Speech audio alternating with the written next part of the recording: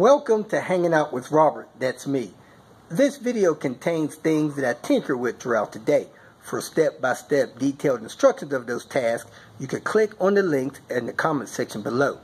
I plan on leaving this video accessible for about 30 days. After that, you can view it through my Patreon account. This video also has tips and tricks that I've learned over the years. So, thank you very much for watching. Getting some snow. It's supposed to snow all day. Of New Mexico's blizzard. January 2nd, 2019. I am on my way to the VA. I'm recuperating from a cold or flu. And I'm having some bad congestion, coughing. So I'm going to go to the VA. Should be open. See if they can help me out with some medication or whatever. I'm going to stop by the store and get my tail back home. I'm in Queen Bee because the battery on Panther was down to 7 volts, 7.4 volts. Queen Bee fired right up, so off we go. Last couple times I let Panther sit longer than 48 hours, the battery's been dead when I come back. So this time, the radio was asking for a code. Well, I put in the wrong code a couple times, and it said off. I went in the house, 2.5 hours later I come out, the radio is asking for a code. Now that's supposed to be a 2-hour wait. So now I think somehow my radio is getting power while I'm inside the house. I'm going to ask the mechanic down here if this is also a 2-hour wait on this 901. If so, I got a problem. I am headed out to goof off a little bit, recovering from several physical failures. A little over a week ago, came down with a bad cold or something. Stayed in, took it easy.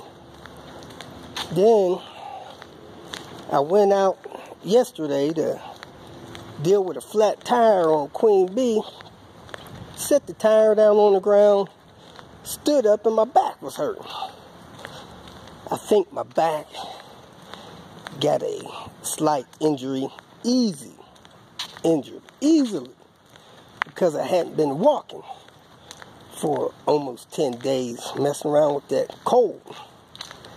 So real important to stay on the move, keep your back muscles and all that stuff in good shape. Diane rubbed it down last night with some of that aching cream stuff, and it's a 80%. Any pain in your back is pain you don't want. So that sucks. The tire shop said that they think the wheel was leaking from the valve stem. That wheel's always had a bad valve stem since I've had that wheel. The hole's elongated. At any rate, oh, the hood's not closed. I got 2 goals for the day, and I forgot my water, but goal number 1, I want to give a steam bath to the cylinders on Panther. A lot of people use seafoam for that. I think water will do the same thing if you do it right. So I'm going to try to take a picture of the cylinders with my borescope before and after. And then I want to fire up Red Barron and check this phone app, see if it checks the mileage on there, which I think it will, and test a couple of products on it. So let me get started by pulling a spark plug out of Panther here and seeing if I could see down in the cylinders and take a picture of it before the steam bath. Hopefully you can see That is a picture of the wastegate actuator. I think I'm putting light on it. Oh, there's the light. It's now on. Light may be off. Let me go look at the tip. Light is definitely on. Brighter. That's brighter. That may be the light off. Let me go take a peek. Nope, the light is still on, but that's the darkest setting.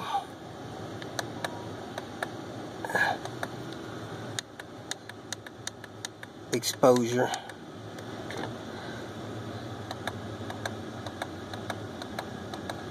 Brightness. That's the dullest look. Alright, that's the light off. So, my setting here is the brightness. My setting here is contrast. Let me cut it off. Get a spark plug out. Take a look. I'm primarily doing this steam bath because my tuner believes I may have carbon buildup in my cylinders. If that's the case, it may be affecting my fuel spray reflection and burning off, restricting the way that's happening. There's my plug after a couple hundred miles. So I got my camera down in the cylinder hole. Let me turn this light on so I can get it down in there. Hopefully see the top of the piston. Hopefully the piston is not up. I don't know where it is, but let me cut the light on. Next, I'm gonna turn my camera on. It is on. Make sure the light is lit on the tip. Cut the light on. It is on. Now I'm gonna guide that down into the cylinder as best I can. It is in the cylinder. I'm gonna take it down until it stops, and then I'm gonna pull it up a little bit. But you can see it's down in the cylinder. Let me drop it down in there. Alright, it's hitting. It's up about 1 inch. So let me rock that thing right there. Hopefully it'll stay. Now let's take a look at the top of this piston. A lot of people use seafoam to do this. I really don't think that's necessary. I think steam will do the same thing. If you ever pulled the head off of a vehicle that had a head gasket leak, man, that cylinder is spotless. So let's adjust the light here. You can see top of that piston is just pretty dirty. You can see more of the piston there. So what I'm going to do, look like some markings there on it. What I'm going to do is I'm pulling it out of the hole so you can see more of the piston, is run some water through here, about 17 ounces. You could even see the carbon buildup on that thing. I hope you can see it here. I can see it in my camera. Let me try to change the angle of this so you can see it better.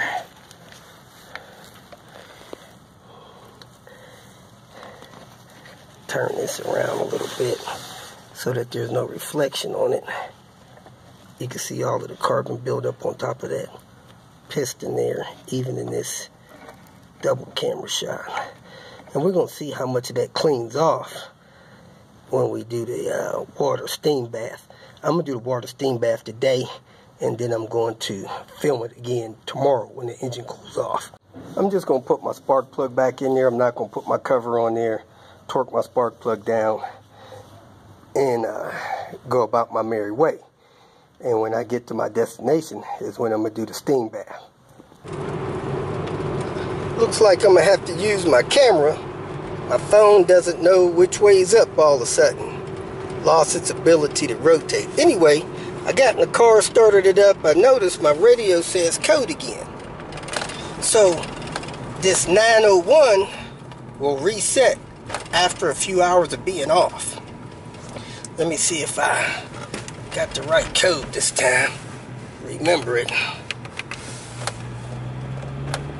Yep, finally remembered the code.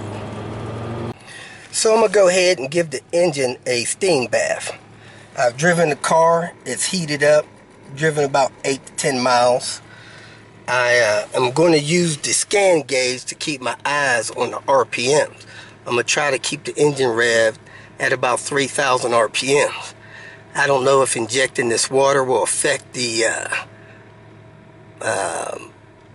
RPMs much, but I'll be able to watch it there. Now I'm going to pop the hood. I got the car running.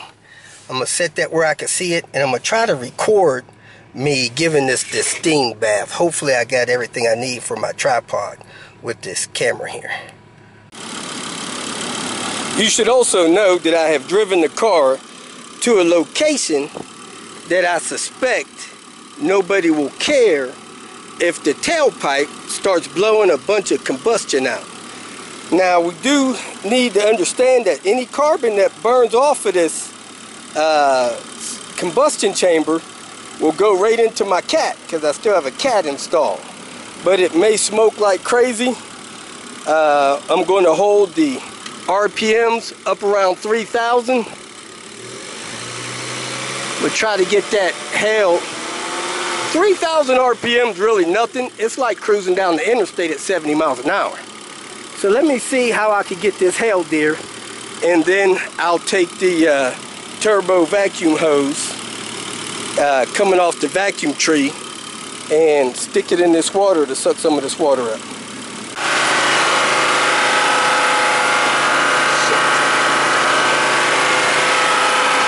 Right now I'm about 3360.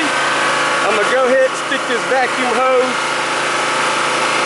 in there, suck it a little bit at a time.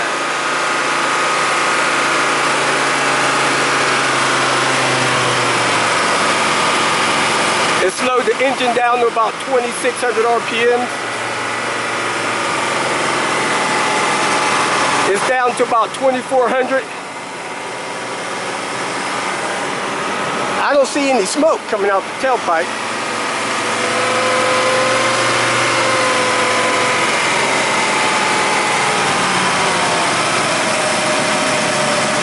There we go, we got some smoke coming out now. It went down to about 1,900. I'm gonna try to maintain about 3,000 RPMs. I got this bottle sucked down. I was just slurping it in there, in and out. Got the whole thing sucked down about 16 ounces. Knocked the bottle over for a second, lost an ounce. I didn't get any smoke other than that initial thing.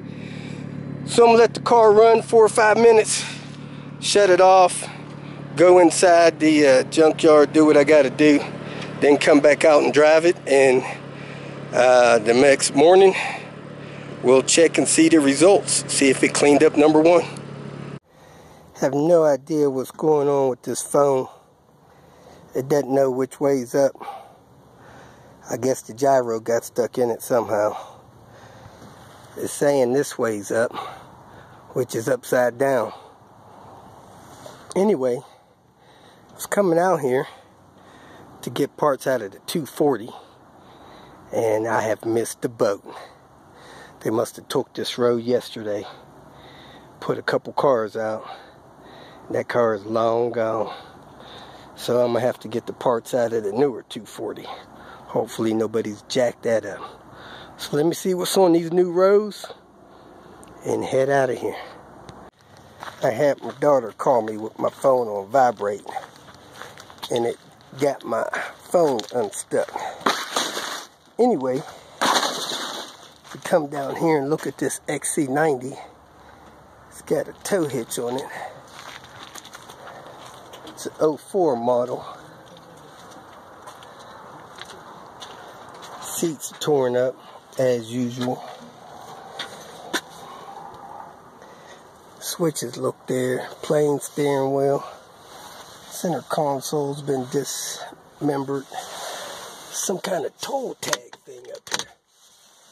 Somebody left. Gotta remember to turn those things in. Maybe I'll mail that into them. Mirror looks like it's not bleeding. That's good. Roof liner's starting to come apart as usual. Oh, there's the trim to the console. T6. Lights taken out.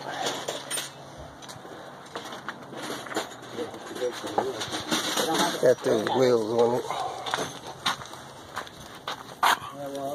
Passenger seat doesn't look bad.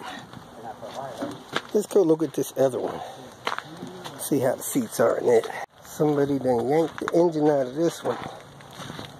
Guess they needed the transmission. It is gone. Of course, that's the front of the engine.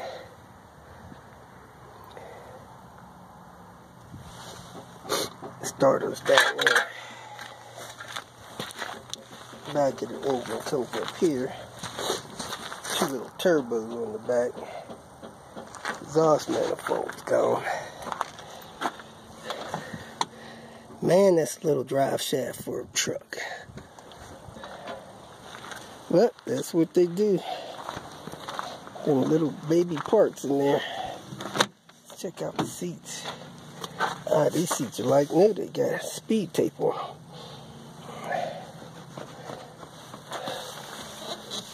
Pretty nice wooden steering wheel. A little dirty, but those things are freezing cold in the wintertime. Oop, lost a window on that one.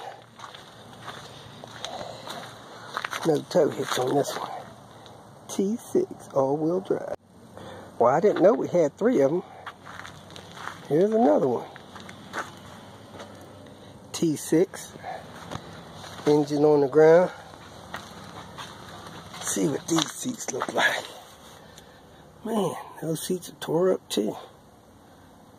Passenger seat's fine. Driver seat's tore up.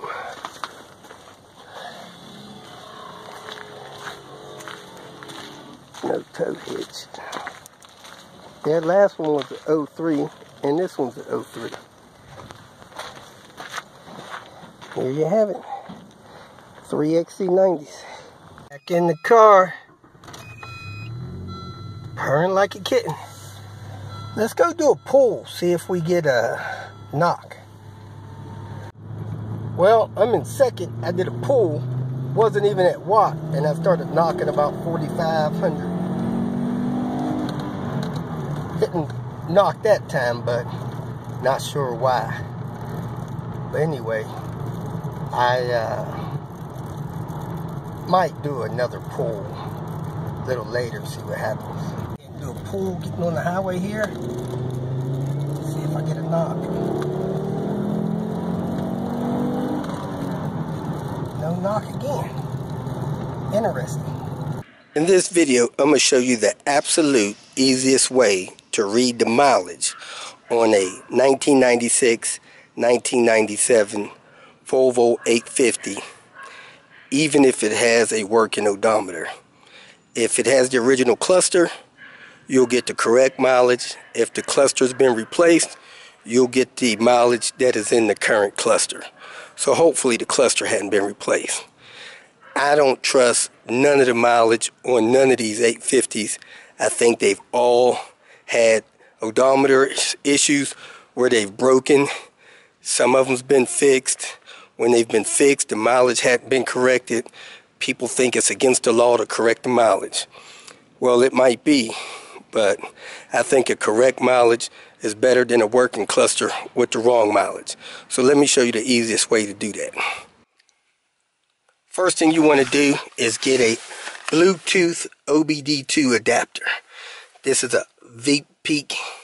I know this one works very well. OBD check Bluetooth adapter. Open up the box, take it out, read the instructions, connect it to your OBD2 thing. It'll probably light up if you have a good battery. Go ahead and start the car.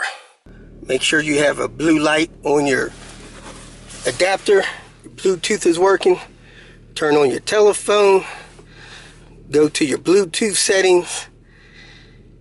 More settings. And you see your VPeak there. Sync that thing to your phone. It says it's pairing. My code for pairing, 1, 2, 3, 4. Once you get that synced, you should be good to go as far as your Bluetooth adapter. Next, if you have an Android phone, you want to go to your Play Store. You want to seek 850 OBD2. So you go 850 Volvo. Right there, your top app, 850 OBD2. You want to download that, install it on your phone, and then open it. I don't know how much it costs. I don't remember. I think it was like $3 or $4. Well worth it just to get this information alone.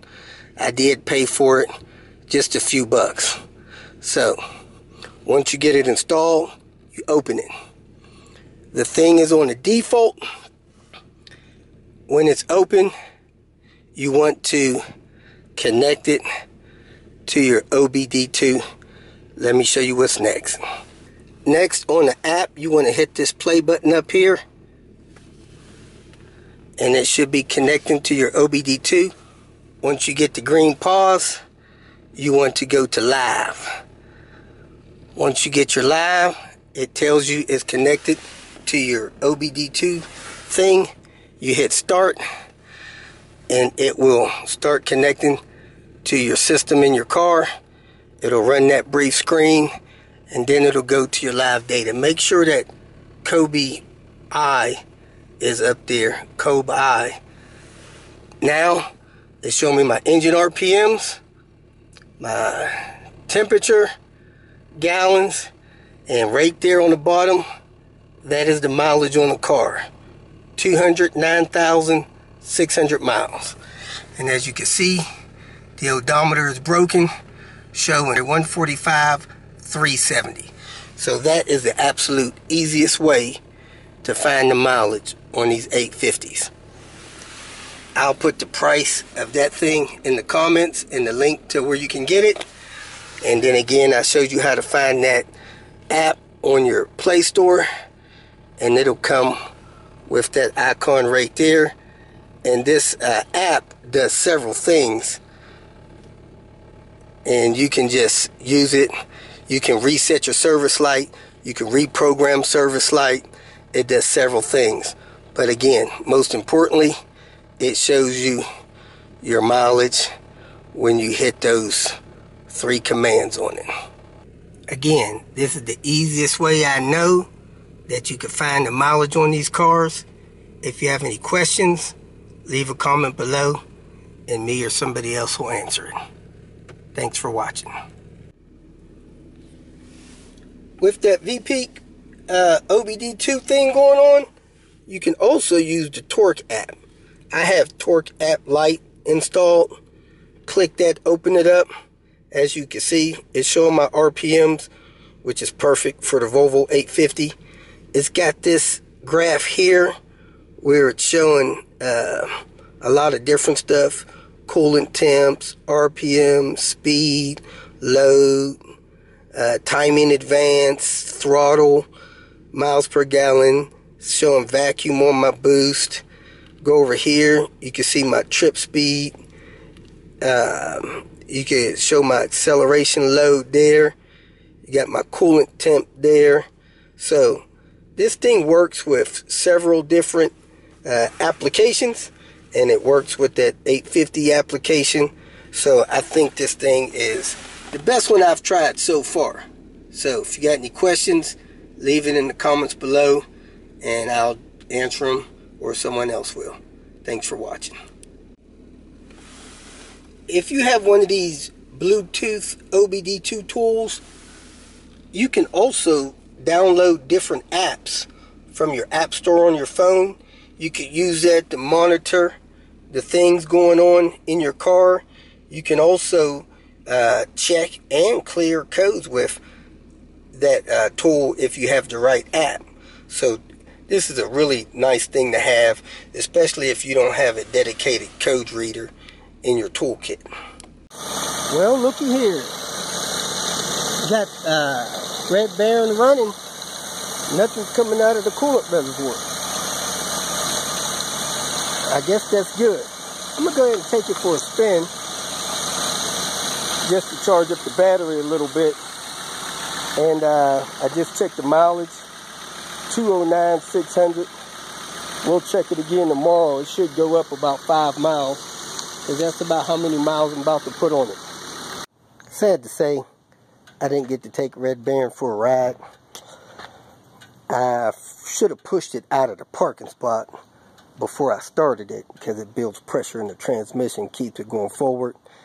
And besides that, it hurt my back yesterday. Shouldn't be pushing this car anyway. So we'll try again in a couple of days. But did fire up. Once it got up to temp and it opened up the thermostat, I could not remove that coolant reservoir. So it was only able to remove it while it was cold. Here's Panther purring up to temp. I should be able to slowly remove this cap while the car is idling. Rose up a little bit, but it didn't continue to rise. So it came up about 1 inch on the bottom. As you can see, the cap is off. Now the bottle level is going back down. Didn't continue to bubble out. But if the car is not running, you probably cannot remove that cap. Alright, let's call it a night. Alright, just to let you see that the car is up to temp, 188 degrees. If you feel that this information was useful, please like it and share it with your social media friends. You can subscribe to my channel so that you will get notifications of future videos that I post. You can follow me on Twitter, and if you need to contact me directly, please visit my website. And if you have any questions, leave them below, and someone or myself will reply to them. Again, thank you very much for watching.